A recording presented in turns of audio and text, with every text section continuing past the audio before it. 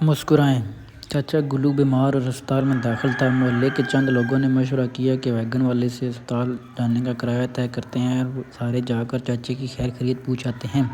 100 روپے فی بندہ طے ہوا اور کل ملا کر 13 بندے تیار ہو گئے۔ ویگن والے نے بڑا زور لگایا، 14 سیٹیں ہیں، ایک اور بندہ ساتھ ملا لو تاکہ میری ایک سیٹ خالی نہ جائے، مگر بندوبست نہ ہو سکا۔ 13 بندوں کو بٹھا کر ویگن چلنے ہی لگی تھی کہ گلی کے آخری نکڑ والا رانجھا مچھی بھاگتا اور آوازیں دیتا ہوا آتا دکھائی دیا۔ ویگن کے 13 مسافر کہنے لگے کہ ویگن بھگاؤ، اس منحوس کو ساتھ نہ لو، یہ منحوس تمہارا بھی کوئی نقصان کروائے گا۔ مگر کنڈکٹر نے جواب دیا کہ منحوس ہوگا تو تمہارے لیے ہوگا، میرے لیے تو 100 روپے کی سواری ہے، میں تو اسے ہر حال میں اٹھاؤں گا۔